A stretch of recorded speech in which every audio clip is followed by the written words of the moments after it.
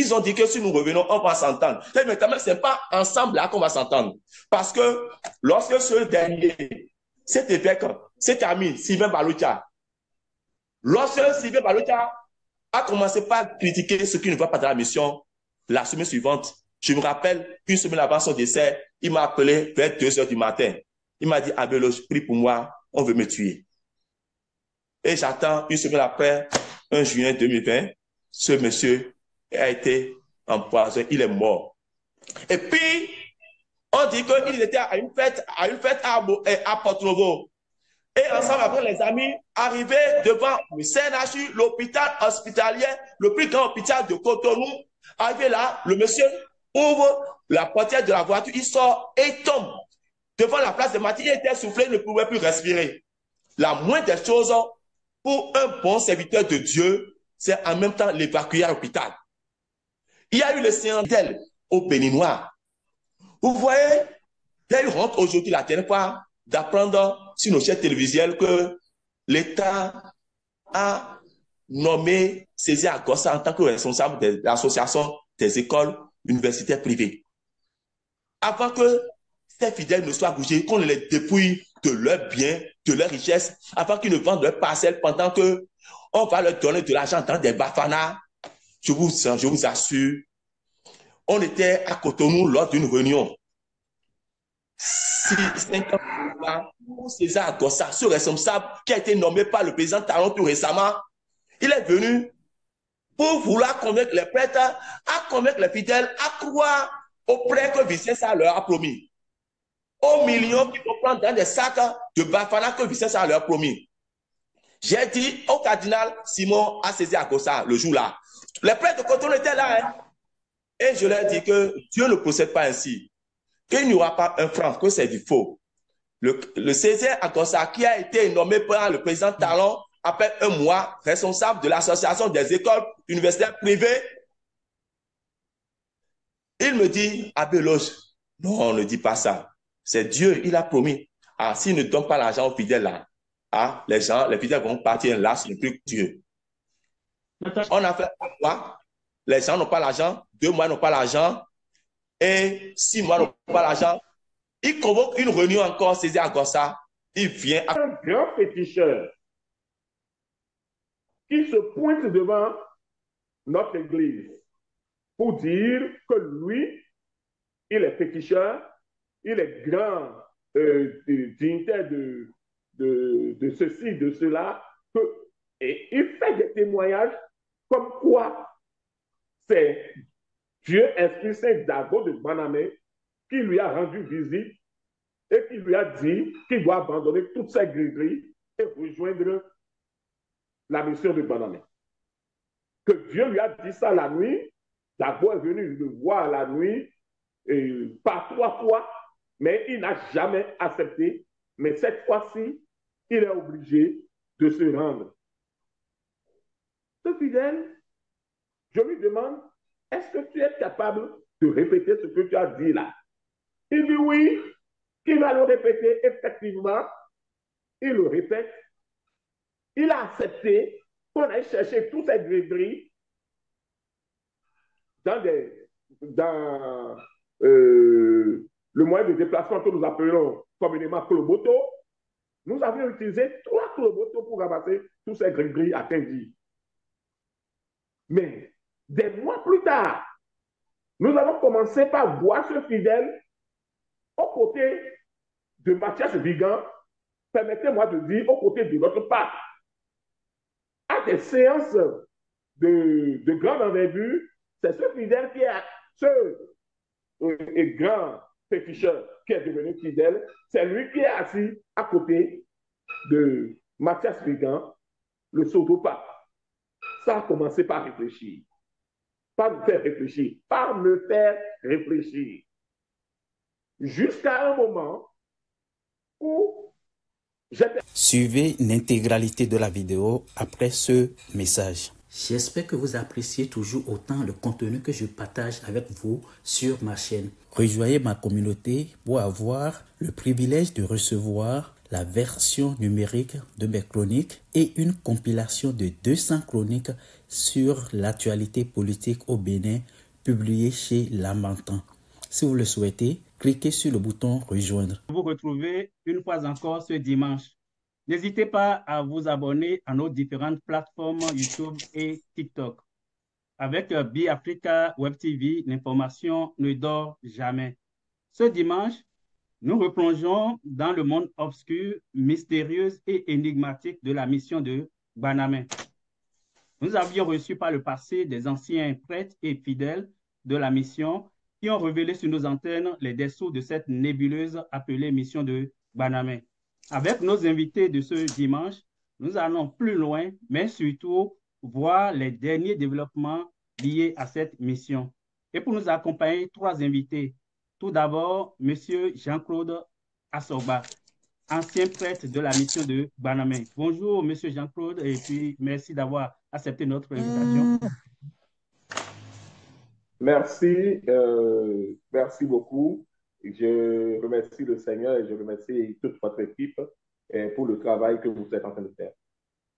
Merci beaucoup. Ensuite, M. Eloge Yabi, aussi ancien prêtre de la mission. Bonjour, M. Yabi, et puis merci d'avoir accepté notre invitation. Bonjour, chers amis. C'est un grand plaisir pour nous. Nous rendons grâce à Dieu qui a voulu que nous soyons là pour pouvoir tendre la pêche à nos frères. Merci. Merci beaucoup. Et enfin, notre troisième invité est M. Crespin Oké, qui était un ancien fidèle de la mission. Bonjour, M. Oké, et merci aussi d'avoir accepté notre invitation. Merci beaucoup. Merci à Dieu pour nous avoir réunis pour porter notre voix afin que nos frères et sœurs qui sont encore dans la déperdition puissent retrouver la voie. Merci aussi à tous nos internautes qui sont déjà en direct. Partagez largement le direct pour permettre à un public plus large d'écouter le message qui sera partagé ce soir. Vous pouvez laisser aussi vos commentaires et questions dans le fil de cette vidéo live. Plantons tout de suite le décor et pour permettre aux internautes de mieux vous connaître, chers invités, je voudrais savoir comment votre destin a croisé la mission de Banamé et pendant combien d'années vous êtes resté actif dans la mission. Monsieur Jean-Claude Assoba. Le volume est trop bas chez moi ici, s'il vous plaît. OK. Est-ce que vous avez entendu la question? Non, pas du tout. OK. Donc, le volume est trop bas. Je vais reprendre quand même, peut-être vérifier le volume de votre téléphone si c'est au maximum ou pas. Donc, pendant ce temps, c'est au maximum. OK, je reprends la question. Oui. Je voulais savoir tout juste comment vous avez rencontré la mission, votre destin a rencontré la mission et pendant combien d'années vous êtes resté comment est-ce que nous avons rencontré? Oui, comment vous êtes entré dans la mission et pendant combien d'années vous êtes resté actif au sein de la mission? Oui. D'accord. Merci beaucoup et merci, chers internautes. C'est vrai, la question est de savoir comment est-ce que nous sommes entrés dans la mission de Banamé. Nous y sommes entrés parce que nous étions des fidèles de l'Église catholique. Et le père, l'ex-prêtre, le père Vigam Mathias, en son temps, a été un de nos prêtres. Et il était encore curé dans le diocèse d'Abomey. C'est devant nous qu'il avait été ordonné et puis il a commencé sa mission. On le voyait faire beaucoup de délivrance. Et comme il est prêtre exorciste, il a parlé de ce que Dieu a pris cher en une petite fille. Nous y avons cru et nous sommes allés croyant que nous allions à la rencontre de Dieu. C'est vrai, ça peut paraître bête, mais c'est trop banal. Pour tomber dans ce piège, c'est vraiment trop banal. Nous y sommes tombés juste parce que nous avons une foi que Dieu est capable de faire tout au-dessus des hommes. Ce n'est pas ce que pensent les hommes, seul que Dieu peut faire. Dieu peut faire au-dessus des hommes. Donc, en tant que fidèle de l'Église catholique romaine, en tant que membre du noyau du renouveau charismatique de la cathédrale Saint-Pierre et Paul d'Abomey, nous y sommes allés, cathédrale où Mathias avait été ordonné prêtre. Comme ça, nous sommes partis à Banamé. Voilà, en bref, ce qui nous y a amené et comment est-ce que nous y sommes allés. La même question pour M. Eloge Yabi. Vous pouvez y aller directement. Oui, merci, cher frère. Oh, il faut signaler que, en tant que chrétien catholique, nous étions beaucoup plus informés de certains déboires de l'Église catholique, à savoir la négligence des fidèles, surtout sur le plan exorcisme. Et comme vous le constatez, ce sont toujours les fidèles catholiques qu'on retrouve dans les autres confessions religieuses.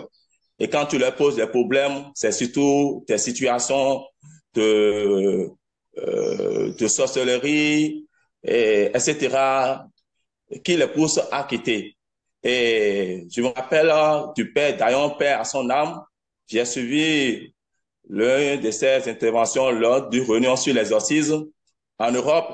Il parlait de comment l'Église catholique négligeait les fidèles. Puis en temps normal, sur chaque paroisse, on devait avoir un exorciste.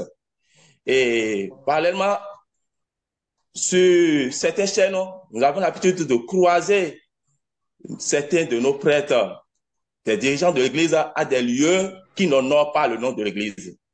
Alors, notre vœu pour tout chrétien, c'est que l'Église catholique retrouve sa noblesse. Et avec l'intervention du vicomte Mathias, où il annonçait qu'il y a l'Esprit Saint qui est là, et ce dernier dit, même si vous ne croyez pas à ce que je suis l'Esprit Saint, au moins croyez à mes œuvres. Et ces œuvres dont il parlait, il critiquait ceux qui n'allaient pas dans l'Église. Et il disait que tout le monde allait revenir dans l'Église catholique. Il disait qu'il n'y aura plus la sorcellerie, il n'y aura plus de mauvaises choses. C'est ce que Vicentia Dago dénonçait dans le temps. Et tout chrétien catholique, tout qui entend cela, ça ne peut que t'emporter. Et c'est ça qui a motivé moi, mon déplacement pour me rendre à Gbanamé, jusqu'à ce que j'accepte de devenir prêtre dans l'intention de pouvoir aider, accompagner Vicentia ou accompagner l'Esprit Saint à pouvoir atteindre ces objectifs dont il nous avait parlé. Il n'y aura plus la sorcellerie. Tout le monde repartira dans l'Église catholique romaine. Il n'y aura plus des prêtres qui seront là, qui feront des choses qui seront contre le dogme de l'Église. Merci. Merci beaucoup. Monsieur, en tant que fidèle, est-ce que vous avez eu les mêmes motivations pour vous joindre à la mission de Banamé? Ok, merci monsieur le journaliste et merci aux internautes. Déjà, d'entrée de jeu, il faut que je précise que moi, je n'ai jamais été dans la mission de Banamé, mais plutôt, je suis un ancien combattant et toujours un nouveau combattant de cette mission. Voilà. Moi, les raisons pour lesquelles j'ai toujours combattu cette mission, voilà. J'ai la chance de collaborer avec les prêtres de l'Église catholique romaine.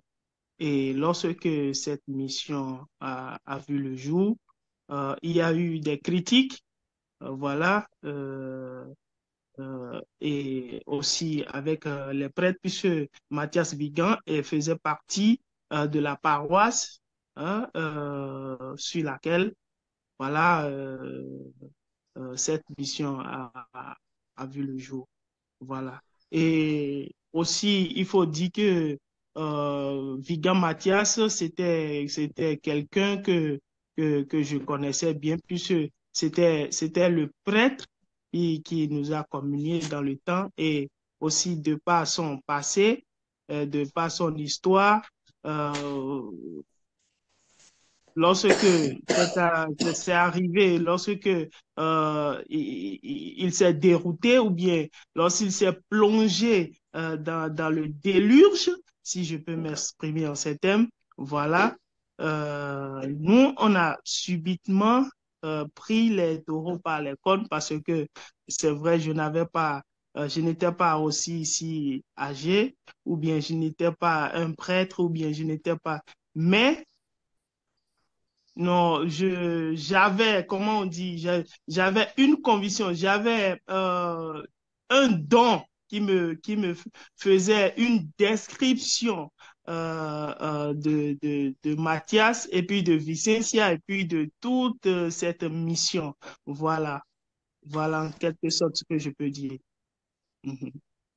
Merci beaucoup. Dans vos premières interventions, vous avez parlé euh, de sorcellerie, d'exorcisme. C'est parce que vous êtes à la recherche de réponses à un certain nombre d'interrogations que vous avez décidé d'aller dans la mission. Est-ce que, au moins, au cours de vos premières années, au sein de la mission, est-ce que vous avez trouvé vos réponses, Monsieur Assogba? Merci beaucoup. Et vous savez, lorsque l'on est dans la fougue de l'action et que l'on n'est pas stable psychologiquement, que l'on a envie de découvrir, de rester, de lutter en quelque chose, tout ce qui se passe autour de vous, vous ne prêtez pas attention. Lorsque l'on est dans un mouvement, c'est plutôt ceux qui sont hors du mouvement qui maîtrisent mieux ce qui se passe à l'intérieur. Alors, pendant que nous étions dans la mission, au début, on croyait avoir tout vu, c'est-à-dire quoi? On croyait que tout ce qui se disait se faisait automatiquement. Et pourquoi? Parce que quand quelqu'un vient vous voir, on dit, ah, il y a quelque chose qui s'est passé. Et à la date, quelqu'un qui s'est moqué de l'Esprit Saint et a eu tel problème.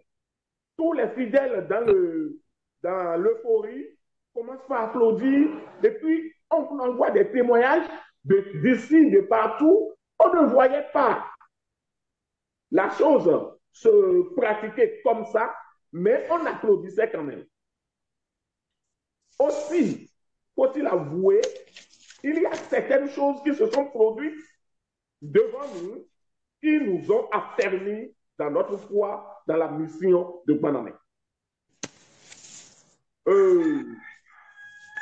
Des personnes de haute dignitaires qui se levaient pour lutter contre la mission de Guanamé, quelques jours plus tard, quelques mois après, vous allez entendre que ces personnes ont disparu, c'est-à-dire qu'elles sont décédées. Et puis, nous, on mettait ça sous l'œuvre de Dieu. Ah, comme on le dit chez nous en Congé, et non comme nous mawa. Quand telle personne s'est levée contre Dieu, il a été frappé, il est mort. Quand telle personne a eu tel problème, il est décédé. Alors, cela nous renfermait dans notre foi, cela affermissait notre foi en ce que nous croyions déjà. Et je vais vous donner un petit exemple.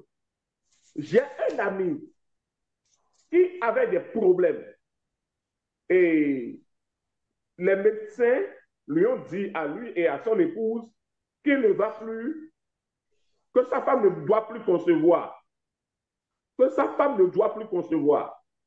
Le monsieur, heureusement ou malheureusement, la femme a conçu. Il a eu peur. Il voulait avorter. Or, il est de l'Église catholique romaine, il est du renouveau charismatique avec moi. Qu'est-ce que nous allons faire? Notre enseignement, c'est qu'il ne faut jamais avorter. Nous sommes allés voir Dieu Esprit Saint en son temps, permettez-le-moi de le dire, sinon aujourd'hui, je dirais Vicencia. Nous sommes allés voir Dieu Esprit Saint. Le monsieur et la femme ont posé leurs problèmes. il a dit au monsieur, ou bien, oui, l'Esprit Saint en chair a dit au monsieur, je vais te changer de nom. En Congbe, Nabion, Konui. Est-ce qu'ils sont Dieu? Revenez dans un mois et après l'échographie, vous allez me dire comment est-ce que la grossesse se porte. Un mois après, on est allé faire l'échographie. On a trouvé que c'est des jumeaux. Automatiquement, on a dit ah.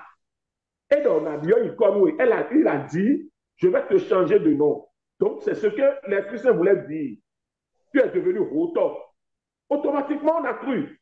Ah, tu es devenu Rotor. L'Esprit Saint a dit, Nabion Ikono, je vais te changer de nom.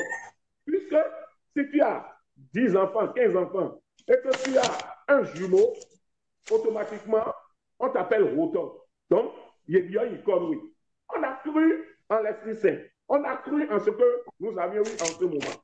Il y a beaucoup de choses, de petites choses qui se produisaient et pour lesquelles on croyait, ah, il y a eu des miracles. Ah, il y a eu des miracles. Or, ces miracles, par exemple, le cas spécifique dont je viens de parler, s'est révélé après un faux truc. Puisque des années après, les jumeaux nés ont commencé par avoir des problèmes de malformation congénitale.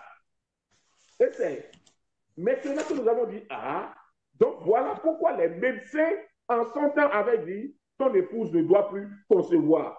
Or, en ce moment, nous on disait, ton épouse ne va plus concevoir, mais Dieu t'a permis d'être père de jumeaux. Les médecins, ils ne sont pas au-dessus de Dieu. Mais des années plus tard, 56 ans plus tard, ces jumeaux ont commencé par développer des malformations congénitales et jusqu'à ce jour. Où est alors Dieu en ce moment-là qui nous avait dit qu'il dépasse l'homme, il dépasse les médecins?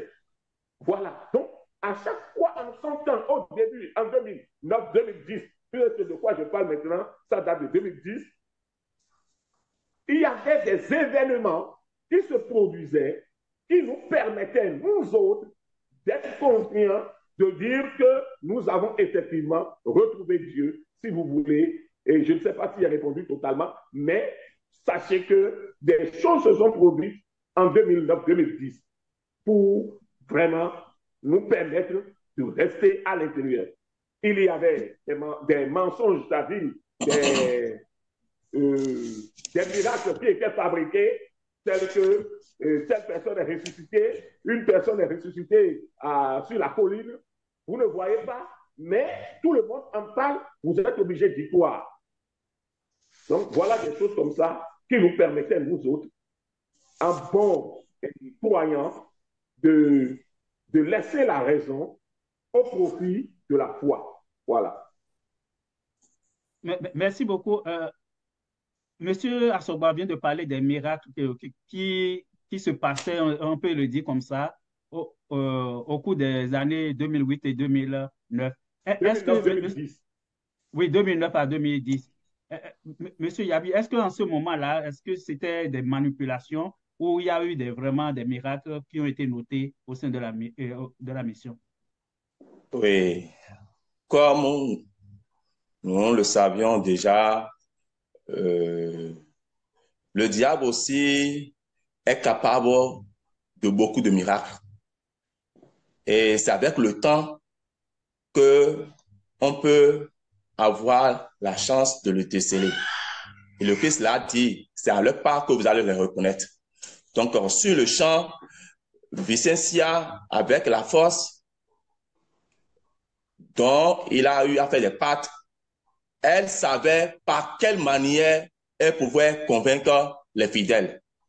Elle savait que les fidèles souffraient de certains maux. Comme par exemple, il y a des gens qui sont souffrants. Et elle faisait des miracles. Et ces miracles, comme le sait, c'était des miracles qui n'allaient pas pérenniser dans le temps. Et il fallait quand même qu'on soit là pour comprendre que ceci n'allait pas se pérenniser. Et en dehors de cela, elle disait des choses qui se vérifiaient. vous allez constater que les dirigeants de l'Église catholique romaine ont l'habitude de se rendre à certains lieux de fétichisme où il ne doit pas se rendre. Vous voyez, par exemple, un fidèle catholique qui, avant son baptême, on lui demande de faire certaines promesses et tu refuses, tu renonces à ceci, tu renonces au mal, tu renonces à certains fétiches, tu dis oui. Et à ta grande surprise, tu vois sur une chaîne télévisuelle l'évêque de Cotonou-Gagné qui enlève son bonnet à Ogboni, un adepte de fétiche, de mamie que tout le monde connaît. Et celui-ci, Ogboni, vient promettre à l'évêché du Bénin, à la maison de Dieu, un serviteur de mamie que tout le monde connaît. Olobé vient promettre à Gaye qui va aider les fidèles à prier pour combattre la mission de Gbanamé. Ogboni promet à Gaye qui va aider l'Église catholique à pouvoir faire face et anéantir Gbanamé. Mais c'est étonnant, c'est l'Église catholique, là où on a Dieu, qui devait être en mesure de faire cela, qui devait anéantir le mal. Parce que Vicente a dit, si effectivement j'étais le diable, il doit pouvoir m'anéantir. Mais vous allez les voir avec qui ils dînent. Et voilà, on voit à la télévision l'évêque Gaye qui se comporte comme ça. Tout chrétien catholique, ça doit l'étonner.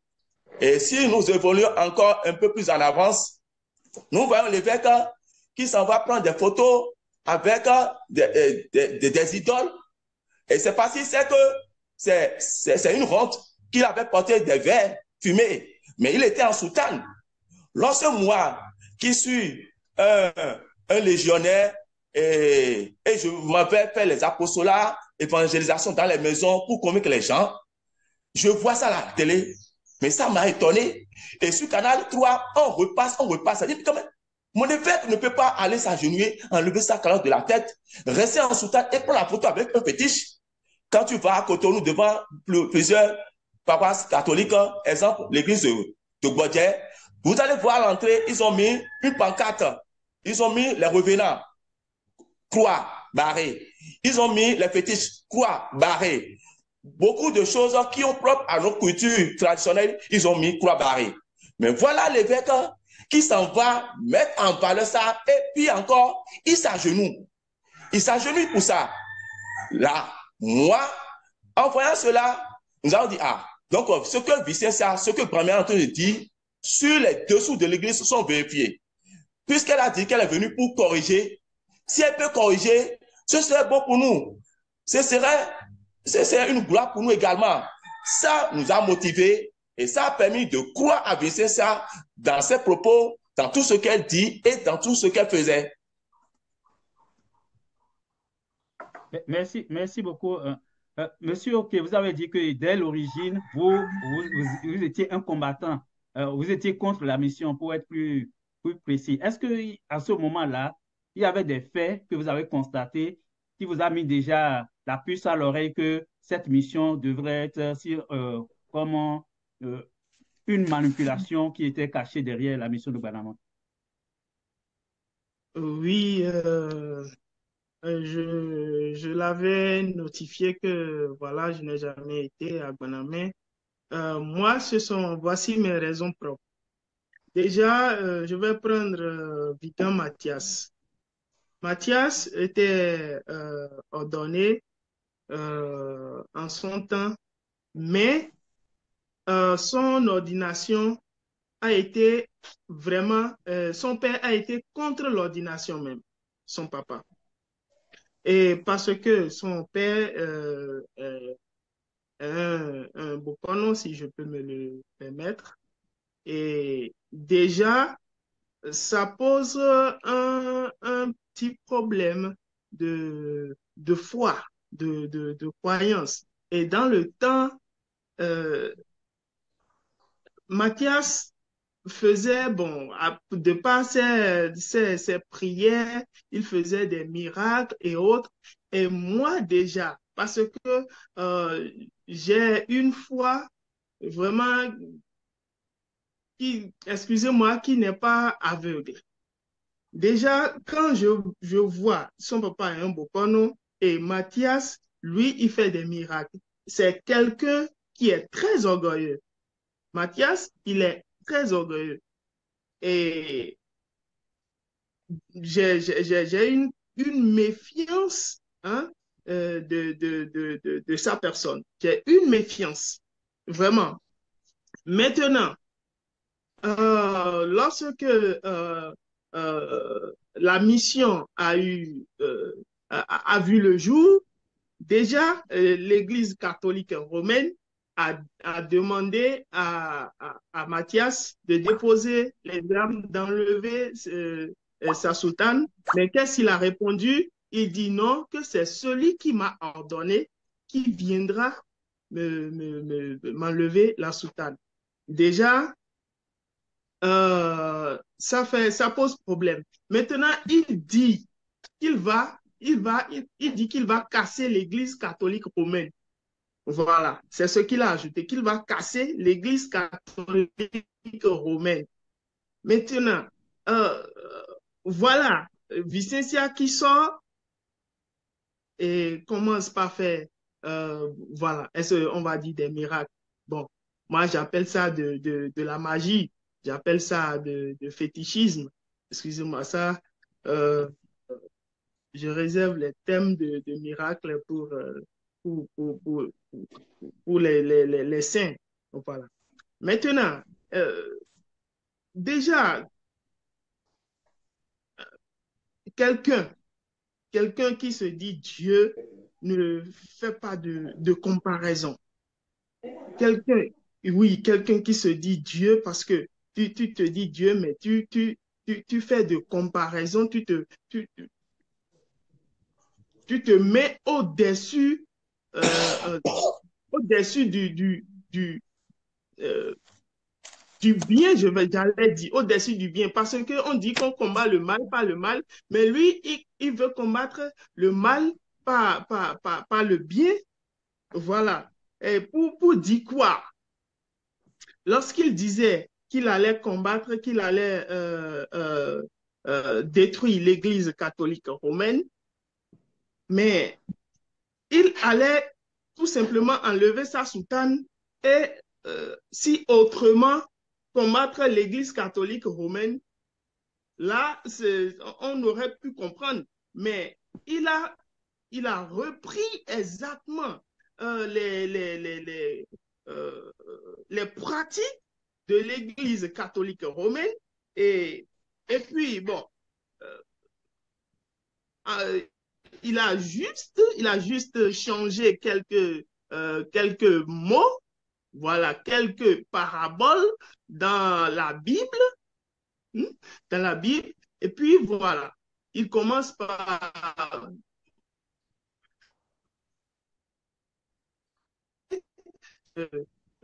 cette fausse illusion dans la tête des gens, et cela qui a traversé le monde entier. Voilà.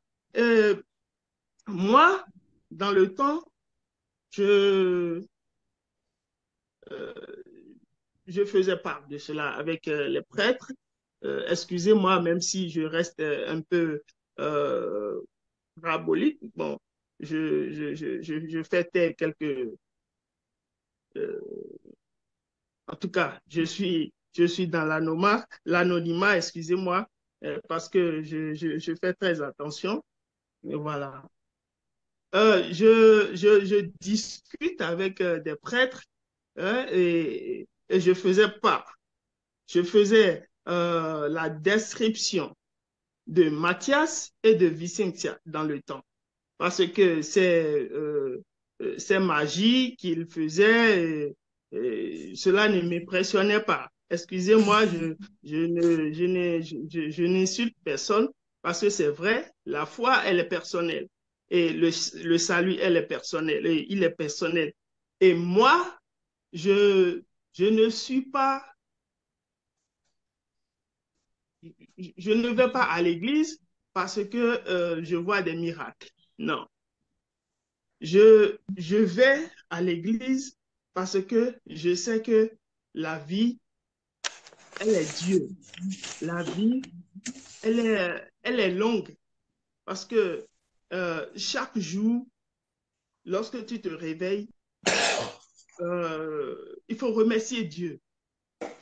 Chaque jour, lorsque tu te réveilles, c'est que tu as une grâce. Mais je n'attends pas euh, un miracle ou bien quelque chose, non, pour y croire que ici, il y a Dieu. Non, non, non, non, non. Déjà, ça c'est l'esprit du malin. Ce que Matthias faisait dans le temps, comme parce qu'il était père exorciste, et il faisait des trucs parce que lorsque on lui amenait des gens possédés ou bien des esprits possédés, mais si à l'entendre parler même, si vous le cohabitez, à l'entendre parler même, vous allez comprendre qu'il a des liens avec même les sorciers ou bien avec ceux qui font ça. Jusqu'à même a dit que est-ce qu'il n'est pas l'auteur et puis après il fait semblant de, de, de rétablir ou bien d'apporter de satisfaction aux malades ou bien aux personnes euh, envoûtées ou bien voilà. Maintenant, je, je, je ne sais pas si c'est permis de le dire, mais très sincèrement, euh, je ne vois pas, je n'ai pas, dans le temps, je n'ai pas cru au miracle ou bien à ces pratiques de fétichisme. Non, non, non. Je n'ai pas cru à cela. C'est pour cela je me suis mis, bon, j'ai commencé par le combattre, faire euh, euh, l'éloge de notre Seigneur Jésus-Christ, en tout cas, faire de mon pouvoir pour quand même ramener les frères et sœurs qui ont commencé par aller dans cette mission diabolique, à rebrousser chemin et puis revenir trouver la lumière, bien sûr, et changer puisque c'est vrai, il n'est jamais tard de changer. Il n'est jamais tard de changer et aussi que je, je ne, euh, je ne critique pas la foi de l'autre. Je ne critique pas la foi de l'autre, mais il faut revenir comment m'exprimer? Euh, il faut, il faut reconnaître, il faut reconnaître et demander pardon. Il faut se reconvertir, merci. Il faut se reconvertir.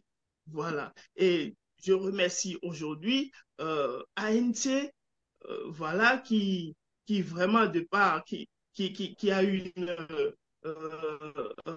notoriété dans tout le monde entier, voilà, et qui se bat pour que les frères et sœurs qui sont encore dans cette mission diabolique puissent retrouver un jour la lumière. Merci beaucoup. Merci beaucoup. Monsieur Assopa, vous êtes resté quelques années dans la mission. Est-ce qu'on peut savoir quelques faits majeurs qui vous ont amené à se dire que vous faisiez fausse route? Des faits qui nous ont amenés à quitter ou bien des faits oui, à quitter, oui, à quitter. Les faits qui nous ont amenés à quitter. Oui. D'accord. Merci beaucoup. J'ai dit tantôt que la foi vous rend aveugle. Donc, mais si Dieu établit que vous n'allez pas périr, vous ne périrez pas. Parce que tout ce que nous faisons ou ce que nous croyons faire, c'est Dieu qui nous amène à le faire. Soit pour notre salut, soit pour payer une rançon, pour payer un karma. Alors, étant dans la mission, au départ, il n'avait jamais été question de créer une église. Il n'avait jamais été question que ce soit que la mission de Banamé se mette hors de l'Église catholique. Jamais. Et Dicensia le disait à haute et intelligible voix. Banamé, c'est l'Église catholique, un point, un trait. Alors, on était là quand tout de suite, le clergé catholique a commencé par prendre corps. Jusque-là, on ne sentait pas que c'était déjà un clivage qui se créait. On est allé jusqu'à accepter faire partie des bras agissants de Dieu sur terre. C'est-à-dire que nous allons aider la mission à faire à avoir des fidèles. On a accepté avoir des charges d'âme, si on peut parler en ces termes. Alors, on a commencé par parler. Arrivé à des moments, on a commencé par constater que les fidèles nantis que nous connaissions ont commencé par être dépossédés de leurs avoirs. Un fidèle qui a un véhicule que tu connaissais commence par arriver à l'église à moto et puis après à pied. Un fidèle qui avait des maisons, qui avait une richesse, ou encore, vous entendez brutalement, un fidèle bien engagé, vous apprenez qu'il est décédé, sans autre forme de procès. Un prêtre de la mission que vous connaissez, vous entendez qu'il est décédé. Alors on se demande, mais qu'est-ce qui se passe? Qu'est-ce qu'il y a? Mais on est pourtant avec Dieu. Il est vrai, Dieu n'a pas dit, vous ne mourrez pas, mais il y a des conditions dans lesquelles les gens meurent et qui commencent à faire réfléchir. Et nous-mêmes, en tant que prêtres, on est devenus des tontiniers. C'est-à-dire quoi?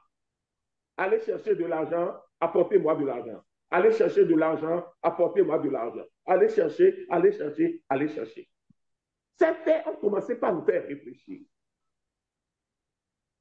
Ces faits, et puis, au départ, on n'y réfléchissait pas parce que il y avait toujours une partie de la Bible qu'on lisait et qui soutenait ce qui se passait.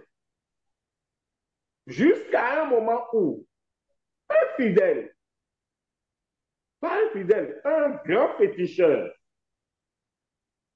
qui se pointe devant notre église pour dire que lui, il est féticheur, il est grand dignitaire de ceci, de cela, et il fait des témoignages comme quoi c'est Dieu Esprit Saint Dago de Banamé qui lui a rendu visite et qui lui a dit qu'il doit abandonner toutes ses gris-gris et rejoindre la mission de Banamé.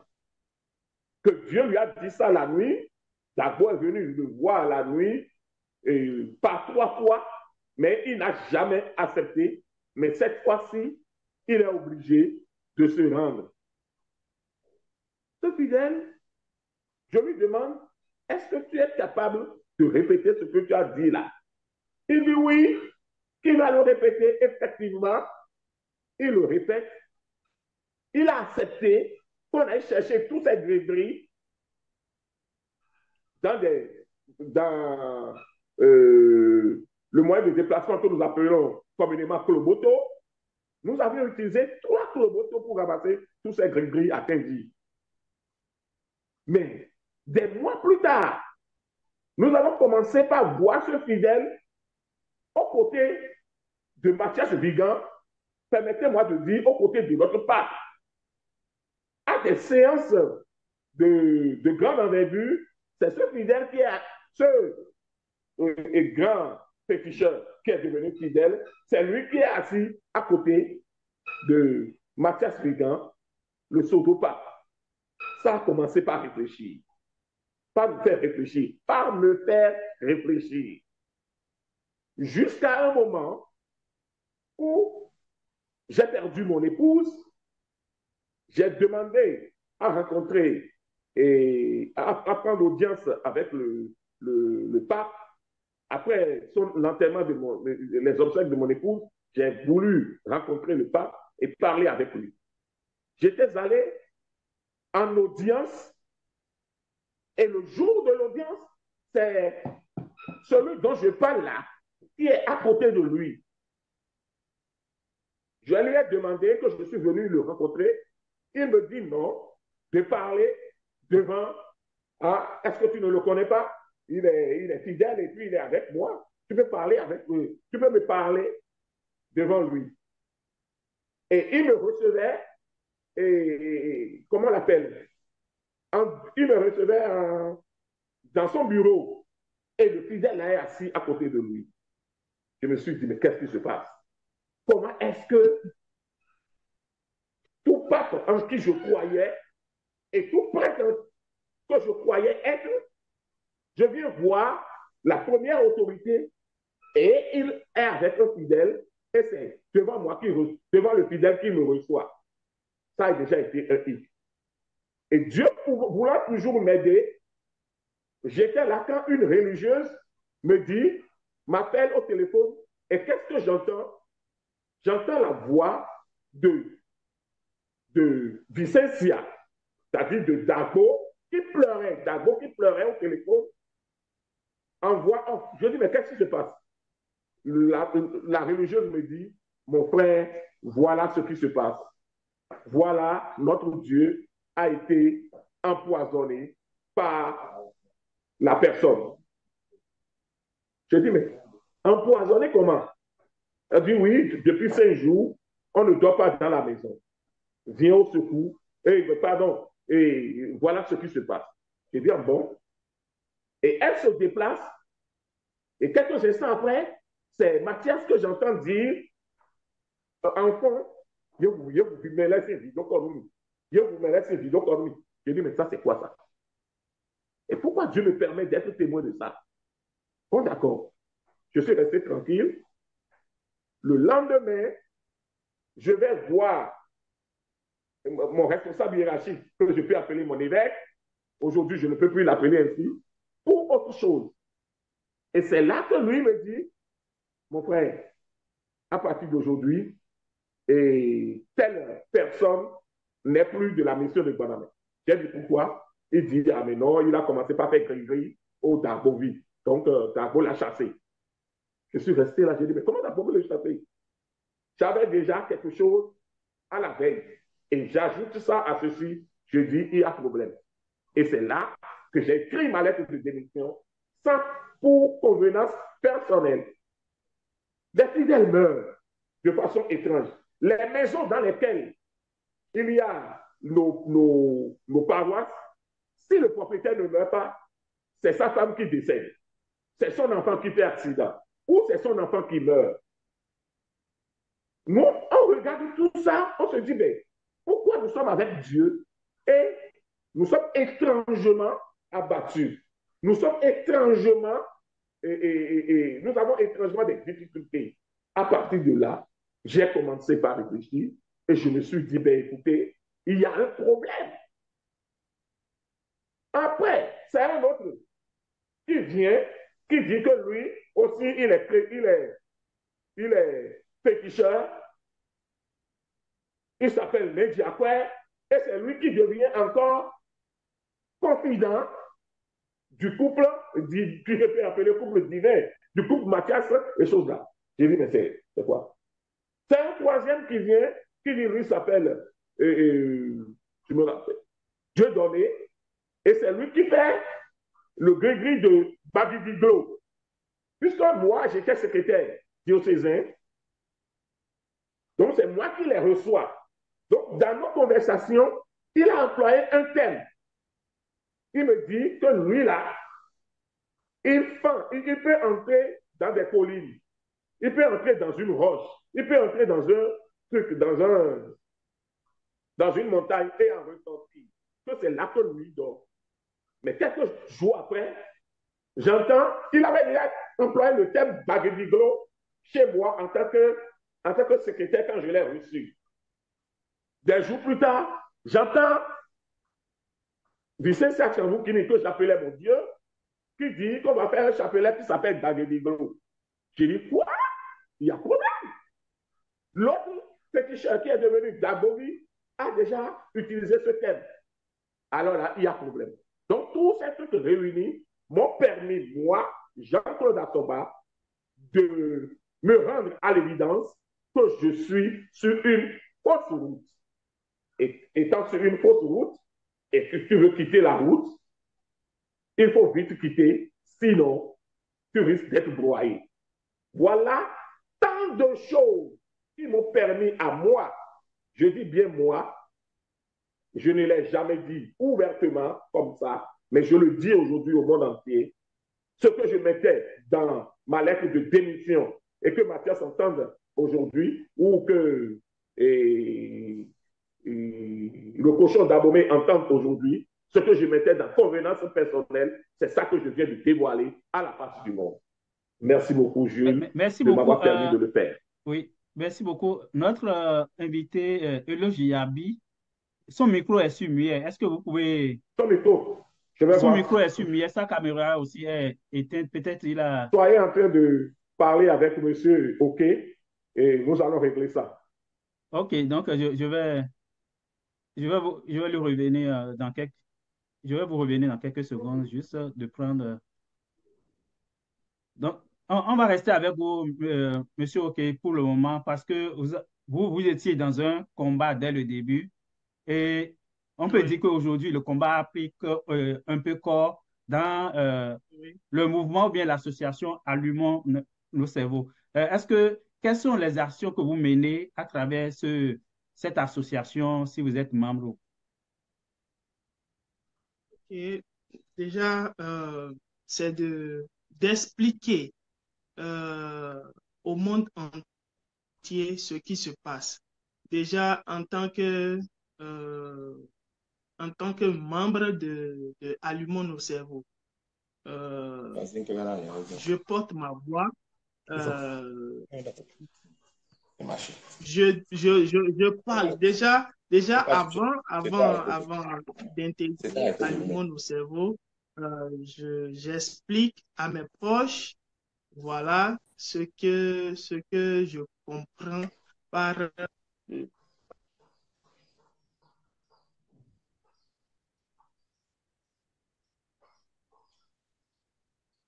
Est-ce que... Monsieur OK, est-ce que vous m'entendez? Oui, allô? Oui, OK, c'est bon maintenant. Allô? Oui, c'est bon. C'est bon? Oui. OK, d'accord. Alors, déjà, avant d'entrer dans l'association Allumons nos cerveaux, je parlais déjà à mes proches de ce que en tout cas, comment je vois cette mission de Panamé, et je leur fais des approches déjà par... OK, apparemment, on a perdu monsieur OK. Quoi qu'il a perdu? Oui, il est de retour. Oui, allô? Oui, allô? Oui, vous pouvez continuer, oui. Voilà, je disais tantôt déjà, avant que je n'intègre l'association Allumons nos cerveaux, déjà, je parle à mes proches de ce que moi je comprends par cette mission de Banamé. Et je leur fais des approches. Voilà. Et c'est ainsi que ma vocation, ma dévotion m'a envoyé sur les réseaux sociaux où j'ai découvert cette association Allumons nos cerveaux, et depuis 2 ans, je suivais cette association, et puis dans cette association, ce que je fais comme apport, c'est de crier et de dénoncer haut et fort l'ANAC, voilà, l'ANAC de Vicentia Tchambukini et puis de Mathias Vigan, qui se sont autoproclamés Dieu, et qui Jésus, voilà, et qui ne font que gruger les pauvres citoyens et qui sèment vraiment le chaos dans le pays, hein, et sans que personne n'en parle. Voilà. Et puis, je fais des approches aussi par rapport aux situations socio-politiques et aux situations de Banamé. Voilà. Bon, c'est tout ce que je peux dire, hein. Tout ce que je peux dire. Parce que si, oui, pour le moment, parce que si on doit rentrer dans l'intérieur parce que c'est trop vaste. Si on doit rentrer dans le fond, on pourra beaucoup mieux parler. Parce que déjà, dans l'association, moi, je porte la voix, je dénonce, je décris ce que je comprends par cette mission et qui s'avère, qui s'est avéré vraiment que c'est une mission diabolique. Voilà. On y reviendra, mais pendant je vais prendre M. Elo Yabi qu'on avait perdu tantôt. Aujourd'hui, vous n'êtes plus dans la mission. Est-ce que nous, ce que j'essayais de savoir, est-ce qu'il y a des faits majeurs qui vous ont décidé à quitter la mission? Je pense que non, à vrai dire, parce que demander à quelqu'un de quitter, c'est arriver à le convaincre.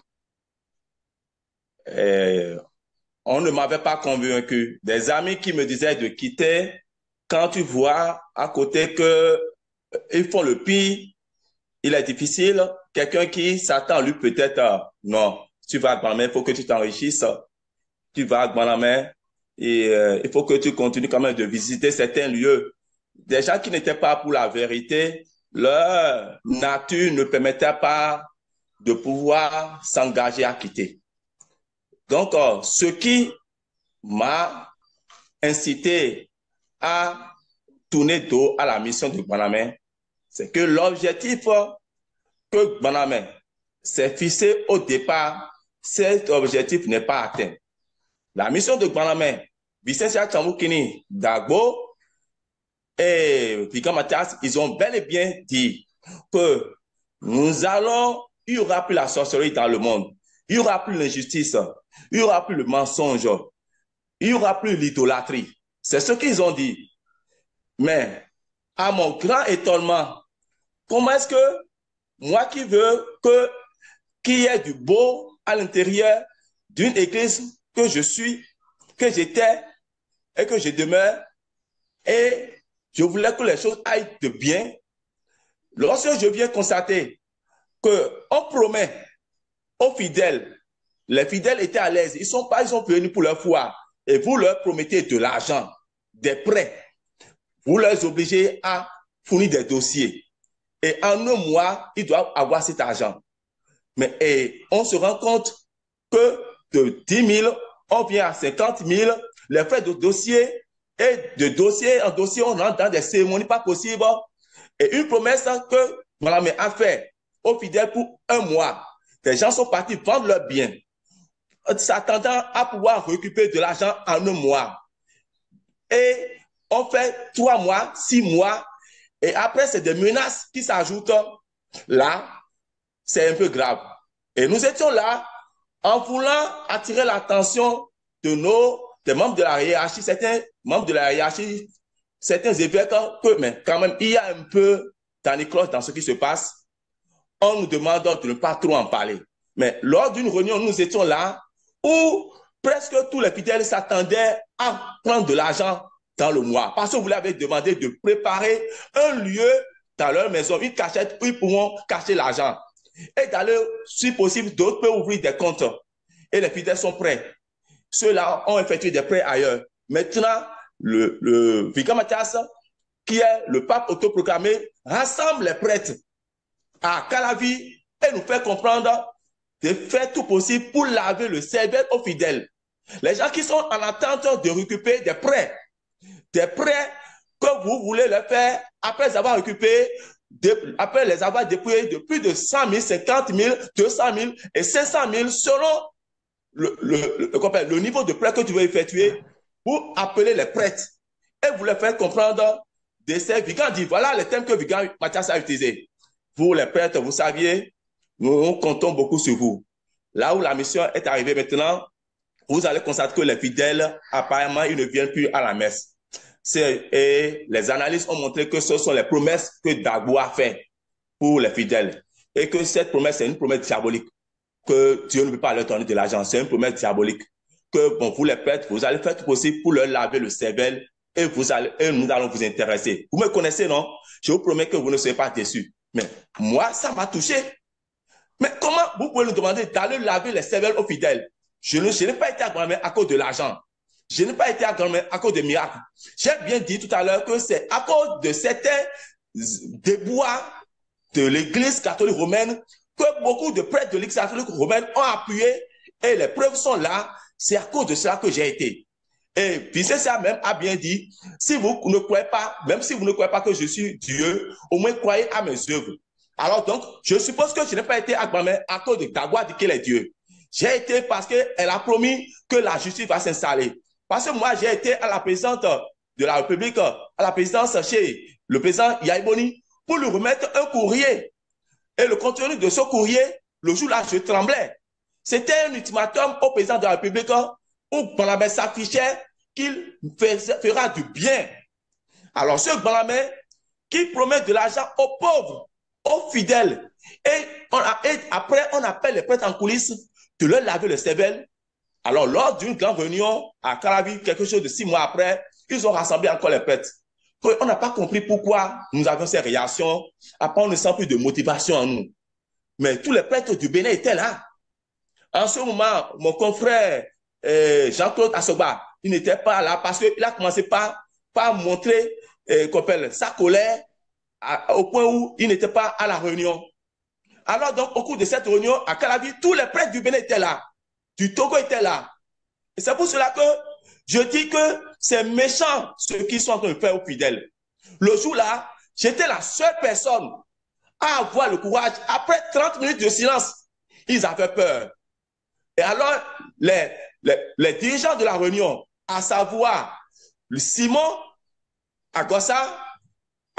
Simon, Cardinal Jean, et Gabriel, ils ont dit, apparemment, ça ne va pas dans la mission. Et les prêtres ont constaté que chez vous également, il n'y a plus de motivation. Qu'est-ce qui ne va pas?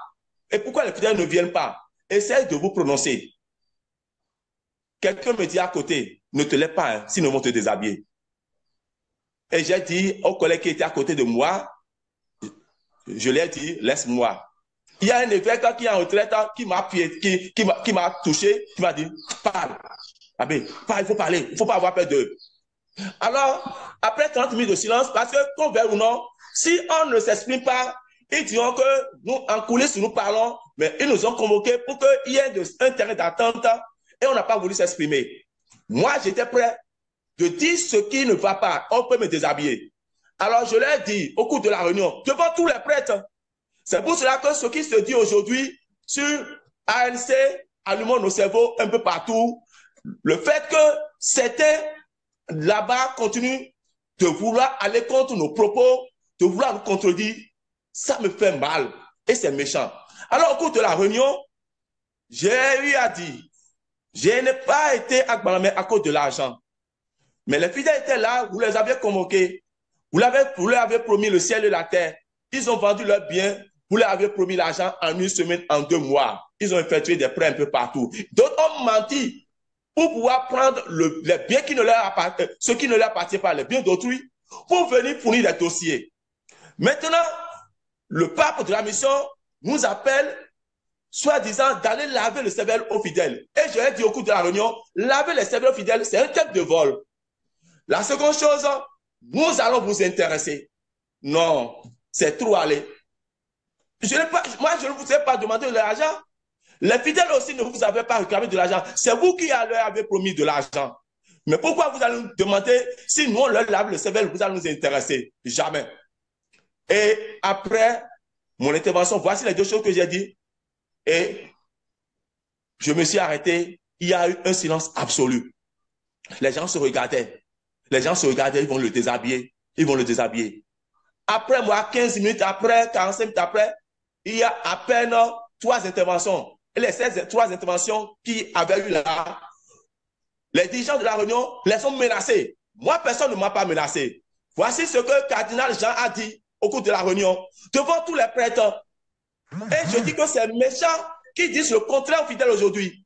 Ils ont dit à la cité, et là où nous étions en train de faire la réunion, Vicentia, le Dieu autoproclamé, était à peine à 200 mètres de là. C'était à l'intérieur de la cité de Guanamé. Vigan Mathias, le cardinal Jean qui dirigeait la réunion aussi, a dit aux autres prêtres, vous voyez, Abelos n'a pas de tête. Vous voyez, il s'est exprimé. Donc, vous aussi avez le courage de dire ce que vous avez du fond de votre cœur. Donc, pour dire qu'on manquait aux fidèles, comment on peut comprendre qu'on demande aux fidèles de venir pour une cérémonie, ils vont gagner le ciel et la terre. Et les fidèles étaient arrivés, on leur a demandé de payer de l'argent. Ils ont payé l'argent, Dago a dit qu'elle est au ciel. Et pour les occuper, les fidèles, elle a mis son chapeau là. Le chapeau, elle demande aux fidèles de toucher au chapeau de temps en temps. Les fidèles étaient en train de toucher au chapeau, les gens paient 15 000, 30 000 chacun. Et en ce moment, on se rend compte que d'abord, que les fidèles pensaient étaient à l'intérieur, qui doit apparaître, doit venir les recevoir d'ici 1 heure. Et c'était dans la nuit tardive. D'abord, Dieu a proclamé, c'est là qui a promis le ciel et la terre à ses fidèles. Elle était à Lomé, à l'hôtel de Feubier, au milieu des artistes, des gens qui n'ont aucune corrélation avec la spiritualité, avec avec Dieu, des gens qui n'étaient même pas à la tête de Dieu.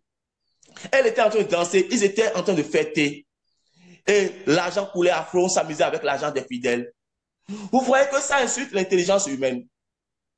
Et en dehors de cela, donc ces éléments faisaient que je ne commençais pas à critiquer. Je ne commençais même pas à critiquer, je commençais à dénoncer. Parce que les missels, quand vous prenez tous les missels de la mission de Guanamé, la majorité des missels, vous voyez, plus de 300 missels. C'est les paroles de vie qu'on vendait aux fidèles à 1000 francs pour pouvoir partager l'évangile. Les premières pages, mon nom est inscrit. Cela voulait dire que la parole de Dieu qui passe, Abbé Yabi Eloge a eu appuyé. Mais lorsque ces fidèles qui allaient dans l'église catholique romaine ou bien dans d'autres confessions religieuses, tranquillement, c'est lorsque tu as l'argent pour aller faire ta quête que tu fais ta quête. Personne ne t'empêche, personne ne t'incite à aller faire une quête. On demande à ces fidèles, si un fidèle ne demande pas la messe 1000 francs, il ne faut pas qu'il entre dans l'église. Ou bien s'il faut faire une délivrance, faire une imposition aux gens, une délivrance qui n'était pas unanime sur tous les autres paroisses. Et le père Dayon était en train de dénoncer et j'étais en train de le soutenir et je voudrais que cela se répande sur toutes les églises catholiques romaines, que Guanamé prétende être là pour accompagner, pour restaurer la lumière, la vérité, l'ordre dans l'église, et que cette mission de Guanamé empêche les fidèles à entrer dans l'église pour venir exprimer leur foi parce qu'ils n'ont pas de l'argent pour payer la messe. Que cette mission empêche les fidèles qu'on leur fasse des délivrances, qu'on leur fasse des impositions parce qu'ils n'ont pas payé les frais de délivrance de cérémonie. Là, et lorsque nous, durant nos messes, nous faisons le contraire, quand sur 56 fidèles, peut-être 10 demandent la messe, moi je leur fais l'imposition et après je fais aux autres également. Et ils ont mis des espions sur le terrain qui essaient de rapporter exactement ce qui se passe. Et on nous envoie des lettres pour que nous puissions des demandes d'explication chaque fois. Vous voyez, il y a beaucoup de choses qui se passaient Prenez par exemple un exemple. Moi, il y a des fidèles qui sont souffrants, sont partis voir Dago. Deux messieurs, deux individus. Il y a une femme, une de mes fidèles, et deux de mes fidèles, une femme et un homme. Les deux souffraient du VIH. Ils ont été voir Dago. Maintes fois, elle a demandé de faire des cérémonies où c'est de boire de l'eau salée chaque fois, l'huile d'arbre chaque fois. Si l'huile sainte, elle allait les guérir. Et ces fidèles prenaient ça chaque fois. Mais aujourd'hui, ils maigrissaient. Et leur santé s'est aggravée totalement. Et d'abord, leur fait comprendre que non, que c'est fini, qu'ils sont en train de pécher, ils ont péché, et ils sont en train de... C'est leur pénitence. Mais comment ça? Et elle est capable de leur dire qu'ils souffraient du VIH. Que c'est une pénitence pour eux. Et c'est bon, ils iront au ciel. Alors, j'étais là, quand un jour, il y a un ami, un fidèle père à son âme, il est mort dans la mission. Il y a un pied dedans, un pied au dehors, Hervé, qui s'est suicidé à cause de la mission. Le gars là, il a eu investi toute sa vie dans cette mission, Hervé. Ce coiffeur, il s'est suicidé à cause de cette mission. Alors ce monsieur m'a appelé que voilà, un de ses amis, il est alité, il est mourant, devenu lui tendre la pêche. J'étais parti. Lorsque je l'ai vu, j'ai dit quoi? Là, c'est grave. Ce qu'on va faire, je vais appeler ma femme, comme elle est ingénieure de labo, je l'ai appelée, elle est venue lui faire un prélèvement. Pour qu'au moins, qu'on sache de quoi le gars souffre. Dieu a parlé que c'est fini, qu'il va mourir, que c'est fini, qu'il n'y a plus rien à faire. Mais Dieu ne peut pas s'exprimer comme ça parce que Dago a bien dit qu'il est venu pour sauver, qu'il est venu pour délivrer. Le gars ne peut pas mourir comme ça. Après les analyses, le même jour, au plus en 3 heures de temps, ma femme m'a appelé, elle m'a dit que c'est confidentiel. Et j'ai dit, qu'est-ce qui se passe? Elle, que le gars souffre du VIH. Et là, en même temps, on l'a envoyé à Nazareth avec les résultats. Il est parti là-bas, on l'a pris en charge. Je vous dis, depuis 5 ans, le gars là, il est en bonne santé aujourd'hui. Il est en pleine forme, il a quitté la mission. Il y a une autre femme également. Elle souffrait du VIH. Et on essaie de gruger la femme. On la trompait par tous les moyens jusqu'à ce que le mari est décédé du VIH. Et il ne le savait pas. Et cette dame est devenue aveugle. Les microbes l'ont aveuglée. Et cette dame, ayant perdu espoir, elle est à gauche, à base de gros. La même dame, j'ai appelé ma femme. OK, pour qu'on voit de quoi, si c'est le palu ou même si c'est la tuberculose, parce qu'elle est devenue chétive. Si vous voyez vraiment, ça ne va pas. Au moins, si c'est la tuberculose, peut-être on peut lui faire quelque chose. Alors, après les analyses, ma femme envoie les résultats, elle m'appelle et on appelle l'enfant de la femme, de la dame, pour l'expliquer votre maman souffre du VIH. La dame là, elle a envie jusqu'à aujourd'hui. Comment est-ce que Dieu peut être là et soit incapable? Vous voyez un autre exemple. D'accord dit qu'elle vient à Godien. Les fidèles sont là en attente, en liesse, avec des tam-tams. On l'attendait. Il y a une dame avec une petite fille à peine de 4 ans. La fille était mourante. Et la dame avait la foi qu'une fois que Dago serait là, l'enfant serait sauvé. Elle n'a pas tort, parce qu'elle sait comment le Christ opérait. Et ce n'est pas ici que nous allons donner des exemples. Ceux qui lisent la Bible savent comment le Christ opère. Et le Christ a dit, qui m'a vu, a vu mon Père. Et si Dago est là, en tant que le Père du Christ, comment se fait que lorsque Dago est venu, les gens ont fait tout possible pour freiner un chemin pour cette dame, pour que la dame puisse aller voir Dago. Lorsque les agents de sécurité ont amené la dame et l'enfant chez Dago, Dago a dit, mais qu'est-ce qui se passe? Qu'est-ce qui se passe? On dit, mais c'est l'enfant, elle est mourante, et la dame, c'est vous qui attendez. Mais alors, vous ne pouvez pas l'amener à l'hôpital? La dame a dit, mais on savait que Dago est là. Mais il faut l'amener à l'hôpital, non? La dame a dit, mais on n'a pas l'argent. Et Dago met la main dans la poche, elle fait sortir quelque chose de 100 000, mais 90 000. Elle leur remet. Ils ont amené l'enfant à l'hôpital au Mel. L'enfant est décédé. Je suis parti à l'encontre de Dieu. Dieu m'envoie à l'hôpital. Ça insulte l'intelligence humaine. Dieu m'envoie, je suis venu. Comment se fait que, regardez comment le gars là, le riche là, qui ne se sentait pas digne de ce homme, qui ne se sentait pas digne de rencontrer Jésus, mais son enfant était mourant et il a demandé au Christ, mais mon enfant est mourant, viens le sauver. Le Christ voulait aller chez lui, dire, mais je ne suis pas digne que tu viennes chez moi, mais je sais que un seul mot, mon enfant serait sauvé. Le Christ a dit, comme tu as la foi, que ta fille soit sauvée. Avant que le monsieur là ne rentre à la maison, son enfant est sauvé. Et il y en a encore d'autres exemples. Comment est-ce qu'on peut comprendre? Il y a un ami, il a démissionné, il est un forestier. Il s'appelle Emmanuel Assou. Il a démissionné de sa fonction. Il s'est donné à la mission. Il était à Cotonou, on l'a affecté au Mono, à Lokosa. Il a accepté de se rendre là-bas. Le gars là, il est parti dit la messe le matin, il repartait encore pour le soir. Nonobstant les maigres moyens qu'ils avaient sur eux. Sur la voie, il y a eu un grave accident de circulation. Il est décédé dans cet accident. Non seulement on ne voulait pas que nous, les prêtres, c'est mon frère, que nous voyons notre frère. Et nous nous sommes évertués pour ces obsèques. On s'est rendu là-bas. Dago envoie des messages aux prêtres qui a demandé à ce que tous les prêtres aillent à ces obsèques. Que nous ne savions pas qu'il y a des cérémonies où les fidèles doivent lui envoyer de l'argent et qu'au lieu que les fidèles lui envoient de l'argent pour les cérémonies, nous on leur demande de souscrire pour un enterrement. Mais c'est méchant. Je dis que c'est méchant. Tout ça que je voyais, moi, ça me blessait le cœur. Et c'est un ami, je ne peux pas accepter. Combien de prêtres avaient accepté d'aller, qu'on les a faites pour aller hors de Cotonou? Ils ont refusé. Et ce qui est encore méchant est celui qui est à la quête de Dieu, celui qui veut élever le nom de Dieu ne peut jamais rester et soutenir Vicenza dans cette déboire, Dago, la mission de Bami dans cette déboire.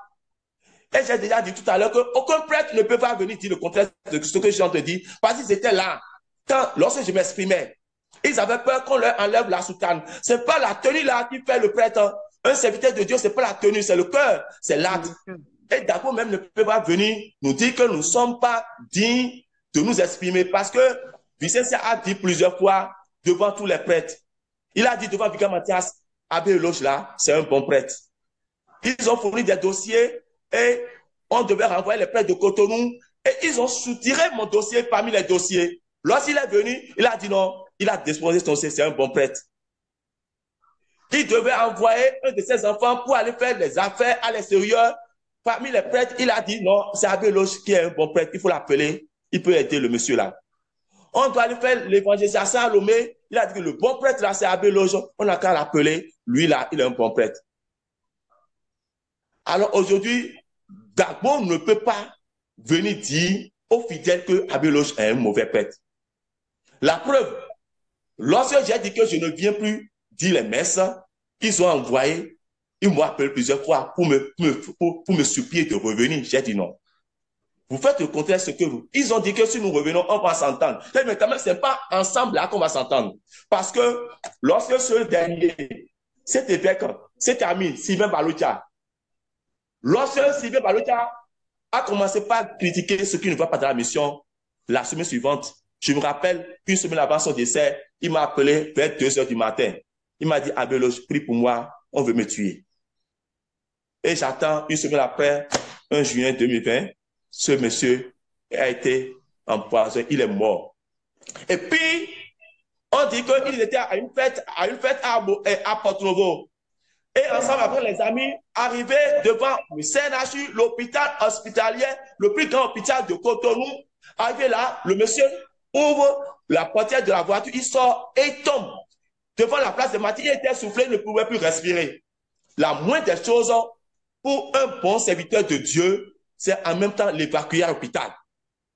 Il y a eu l'incendie de Porto-Novo où les gens sont brûlés, calcinés. Moi, j'étais à Cotonou. J'ai pris le véhicule avec un capot. Je suis parti juste à Porto-Novo et j'ai eu à évacuer un cas grave au CNSU. Et en ce moment, Dieu. Et comment se fait que pour une seule personne, ton évêque de Cotonou, un évêque quelqu'un qui a propulsé la mission, il est dans l'agonie. Et on appelle Dagbo dans la nuit que son évêque est dans l'agonie. Il est mourant. Qu'est-ce que Dagbo a dit? Il dit en retour qu'il ne l'a pas envoyé à une réception. De l'amener à l'hôpital, qu'est-ce qu'il veut qu'il fasse? Vous avez dit que la personne a été à une fête, et il a été empoisonné, il est mort, et vous voulez qu'il fasse quoi? Jamais, nulle part, le Christ, même lorsque le Christ mourait, les apôtres ayant perdu le courage, avant qu'il ne parte, il lui a donné le courage, il lui a donné l'espoir. Dagbo a permis, non seulement il m'a, lui seul a dit que ce sont ceux qui l'ont accompagné, qui ont assassiné, qui ont empoisonné Sylvain Balocha. Après, il a dit que c'est Cardinal Jean et Simon qui l'ont empoisonné parce que là, quelques jours avant ça, son décès, il disait que ceux-là lui voulaient lui faire la peau. Au même moment, il dit que c'est Abbé Jean Soba qui l'a tué. Au même moment, il dit que c'est Jean-Marie qui l'a tué. Un Dieu qui n'a pas de parole. Toi qui dis que tu vois tout. Et après, il se contredit. Il vient dire que, mais il y a des choses qu'on ne doit pas dire. Quand on dit on doit mourir, il devant tout le monde a voulu prévenir.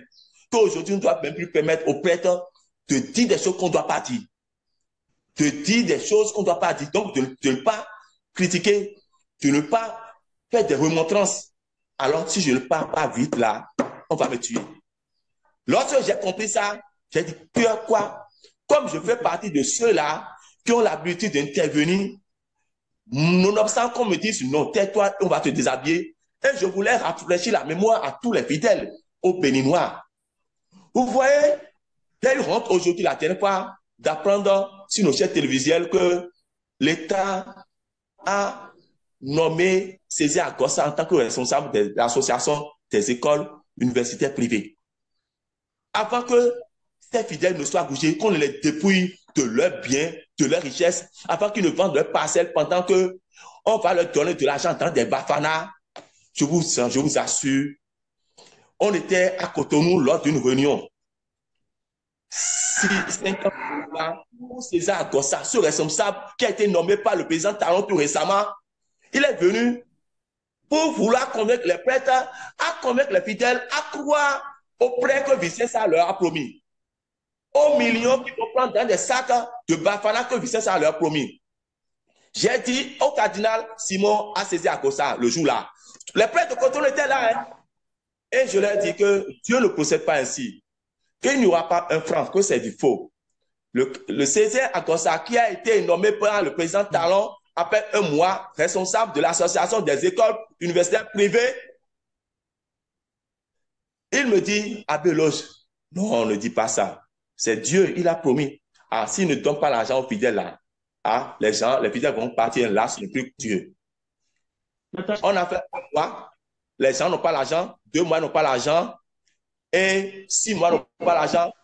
Il convoque une réunion encore, Césaire Agossa, il vient à Cotonou, et il revient encore sur le même problème.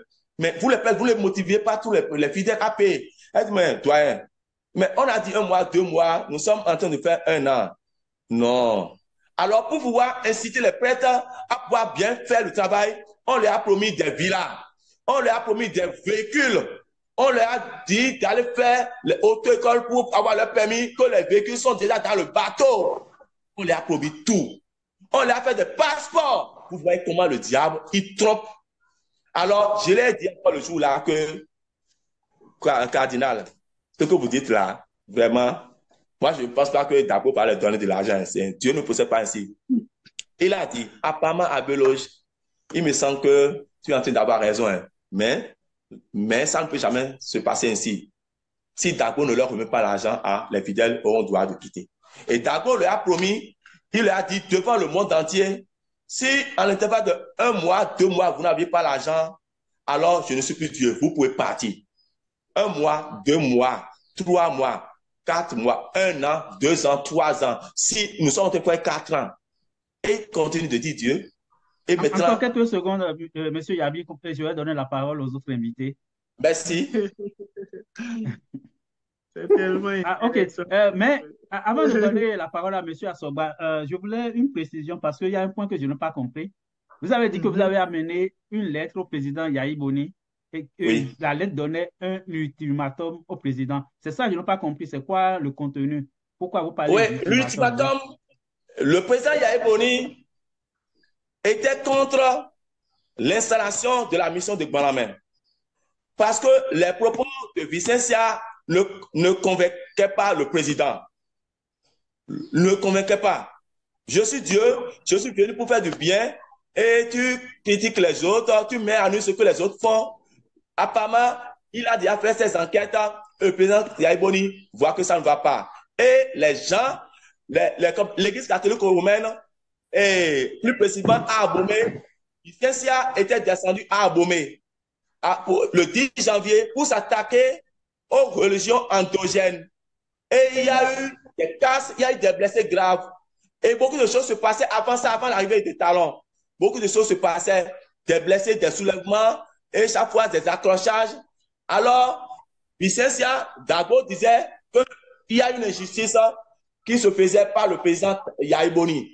Et il a envoyé une lettre que si le président Yahi Boni ne prend pas cette disposition, et si à chaque fois les gens jettent les pierres aux fidèles de Gbanamen, que lui, Dieu, il va détruire le Bénin. Et ça va chauffer. C'était l'ultimatum qui était dans la lettre.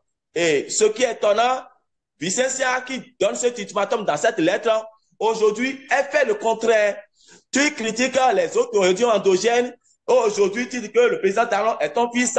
Et aujourd'hui, ton fils élève cette religion endogène.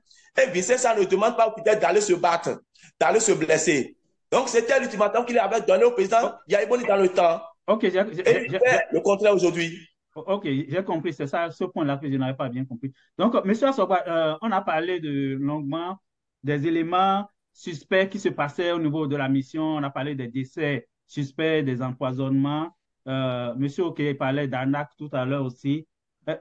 La question que je vais vous poser, ce n'est pas une question politique parce que la mission existait depuis le temps de Yahi Boni et ça continue. Pourquoi les responsables politiques ne prennent pas pour se répéter leurs responsabilités? On a vu la presse ICC Service au Bénin, il y a eu un procès. Pourquoi on ne fait rien malgré tous les